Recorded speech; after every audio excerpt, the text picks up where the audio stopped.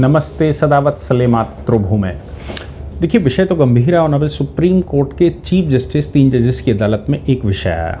रिजवान अहमद साहब उसको प्रेजेंट कर रहे थे और मनीष कुमार नाम की एक पिटीशन थी। पिटीशन में जेन ज़ी को लेकर सवाल खड़े हो रहे थे और जेन ज़ी के सवाल कोई सामान्य सवाल नहीं थे, मतलब एक बड़ा प्रकरण था।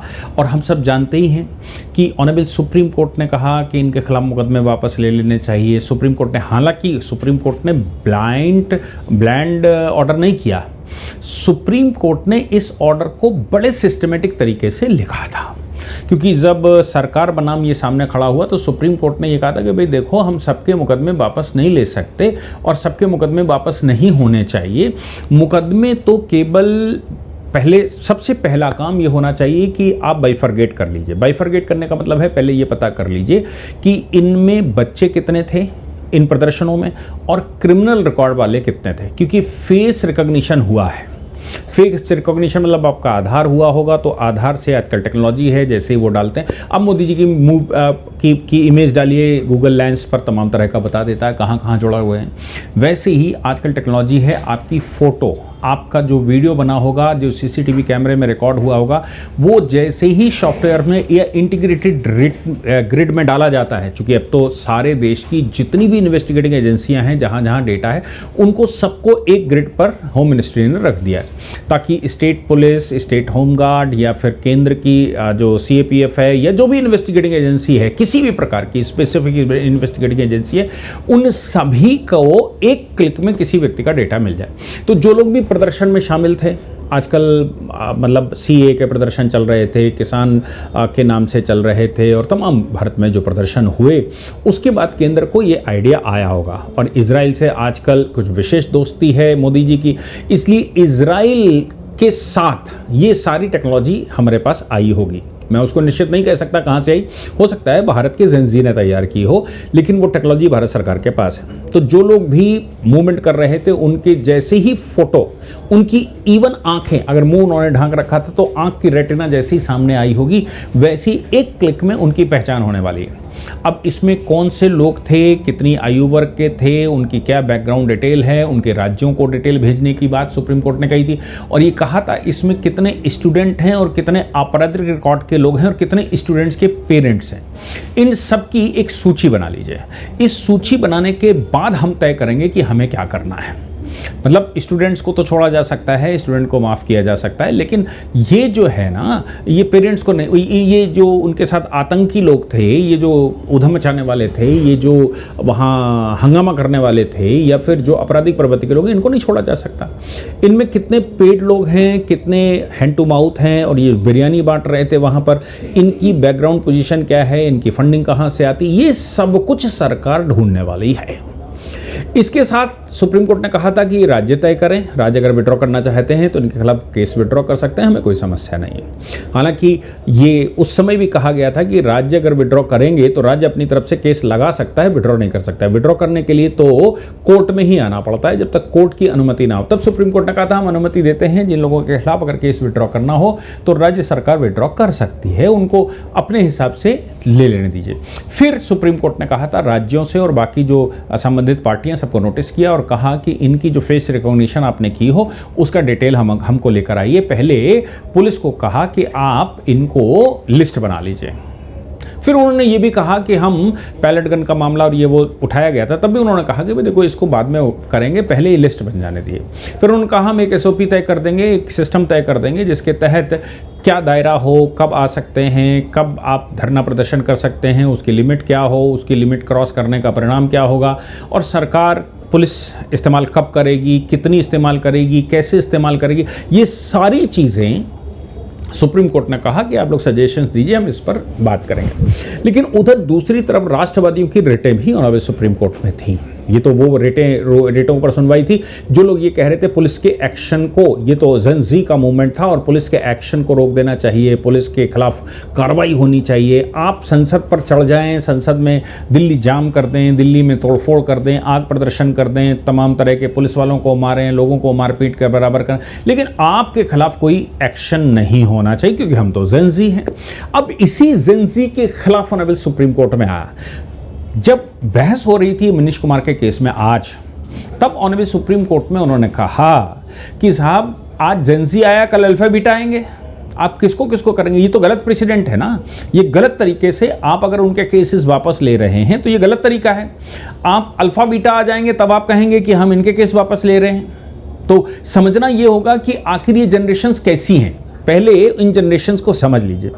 देखिए अभी जो जीवित लोग हैं उनको मैं मान के चलता हूँ 100 वर्ष की आयु होती है, 81 से 98 वर्ष, यानी कि 1928 और 1945 के बीच के जो लोग हैं वो युद्ध के दौर को उन्होंने देखा है, देश में परतंत्रता को देखा है, अनुशासन और कड़ी मेहनत के लिए जाने जाते हैं कि वो क्या करते बेचारे। उस जनरेशन को साइलेंट जनरेशन कहते हैं। इसके बाद बेबी बूमर्स 1946 से 1964 के बीच में जो पैदा हुए, जिनकी आयु इस समय 62 से 80 वर्ष की होगी, द्वितीय विश्व युद्ध के बाद की पीढ़ी है, जॉब सिक्योरिटी चाहती है, परिवार को प्राथमिकता देती थी और अपने परिवार को कैसे चलाया जाए, इसको बेबी बूमर्स कहते हैं। जनरेशन एक्स, जहां से ये जनरेशन का शुरू होता है, जनरेशन एक्स का मतलब है 1965 से लेकर 1980 के दौरान जो पैदा हुए, 46 वर्ष से 61 वर्ष की आयु जिनकी ये है आज की तारीख में है, एनालॉग से डिजिटल दौर में बदलाव देखा है। पहले वो एनालॉजिकल सब करते थे लेकिन वो डिजिटल दौर में गए हैं और आत्मनिर्भर बने हैं, यानी कि वो अपने में कुछ करना चाहते हैं। इसके बाद जेन वाई, ये जो जेन वाई है ये आज 30 से 45 वर्ष की आयु में है। ये इंटरनेट, कंप्यूटर, स्मार्टफोन शुरुआती दौर से में बड़े हुए, यानी कि जब ये पैदा हुए तब ये सब आ रहा था और इन्होंने देखा। जेन जेड वो है, जेन जी वो है, जेन जेड जिसको कह रहे हैं वो है जो डिजिटल नोटिस के साथ पैदा हुआ, यानी कि जब ये पैदा हुआ था तो डिजिटलाइजेशन हो चुका। जब इसके दिमाग में, जब ये समझदार हुआ या इसको दिमाग लगाने का अवसर मिला 1997 से 2012 के बीच में, तो ये हाई स्पीड इंटरनेट ले चुका था, स्मार्टफोन के साथ वो पैदा हो चुका था, डिजिटल नेटिव्स सोशल मीडिया का इस्तेमाल करने लगा था। लेकिन ये जेनजी अब अपने भविष्य को, जो 14 से 29 साल की उम्र जिसकी है, वो अपने भविष्य को देख रहा था। इसके बाद की जनरेशन जिसकी बात मनीष कुमार की पिटीशन में आज सुप्रीम कोर्ट में कही गई, वो जनरेशन अल्फा है, यानी कि जिसकी आयु 0 से 13 वर्ष की, 2013 से 2028 के बीच में जिसका जन्म हुआ। ये पूरी तरह से AI, artificial intelligence generated generation है। ये जब पैदा हुआ तो इसको पता नहीं कि पहले क्या होता था। इसके जन्म होते ही इसके हाथ में स्मार्टफोन आ गया, आईपैड इसके हाथ में आ गया। आधुनिक तकनीकी जो आज चल रही है, एआई जनरेशन जो इसका इस्तेमाल करने लगा है, इसकी स्पीड आप समझिए जेन वाई से और जेन अल्फा की स्पीड 100 गुना ज़्यादा हो गई है।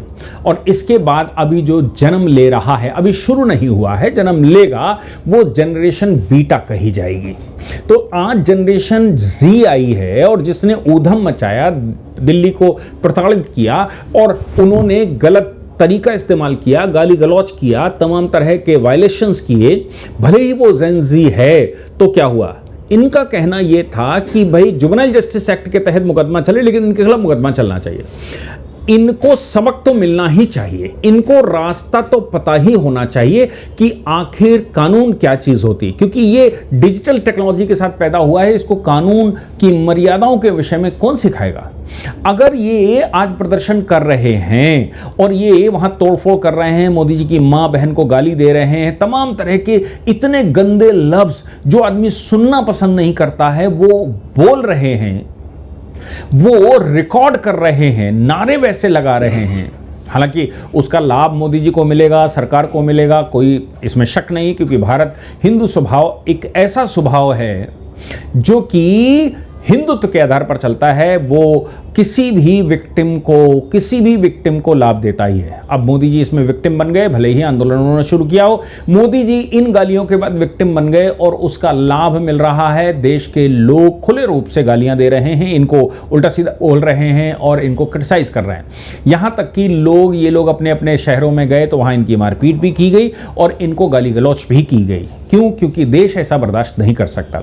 लेकिन ये अगर इन्होंने किया है तो इसका पनिशमेंट क्या है? एक पनिशमेंट तो वो है कि विद्यार्थियों ने इनको पीटा, दूसरा पनिशमेंट ये है कि घर वालों ने भी दबाया होगा, तीसरा पनिशमेंट ये है कि वहाँ इनके खिलाफ एक सोशल मीडिया पर माहौल बन गया। हालांकि अब आके वहाँ कह रहे हैं कि हम बहक गए थे और ये हो गया था और उन्होंने कहा इन्होंने कहा, ऐसी बातें कर रहे हैं। लेकिन हकीकत ये है कि ये बिगड़ी हुई पीढ़ी है, इस पीढ़ी को न्याय कौन सिखाएगा? इसलिए जुवेनाइल जस्टिस के तहत ही मुकदमा हो, लेकिन मुकदमा होना चाहिए, इनको कानूनी कार्रवाई, कानूनी प्रक्रिया से गुजरना चाहिए। हालांकि और अभी सुप्रीम कोर्ट के चीफ जस्टिस ने कहा, देखो ये युवा है, युवा बहक अगर गया है तो इसको बड़े पोलाइटली लीजिए, नहीं तो माहौल और बिगड़ जाएगा। इसलिए इनको पोलाइटली लेना चाहिए।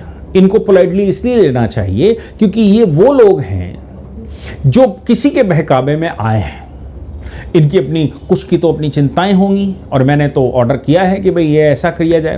हालांकि सुप्रीम कोर्ट में लगातार उन्होंने कहा कि साहब इसको कंसीडर ज़रूर करिए जब आपके पास इंडियन पिनल कोड के तहत या फिर आज की तारीख में बीएनएस के तहत 7 वर्ष से 12 वर्ष की आयु का जो बच्चा है, जिसको जेन अल्फा कहा जा रहा है, ये जो 7 से 12 साल की आयु, उसमें भी आप देखते हैं कि ये क्या चीज़ें समझता है और उसके आधार पर आप बीएनएस में उसको लाभ या हानि देते हैं, उसको एग्जेम्पशन देते हैं। और जो 7 साल की से छोटा बच्चा है उसको छोड़ते हैं, लेकिन 7 से 12 साल की आयु का बच्चा है उसको तो आप छोड़ते नहीं हैं।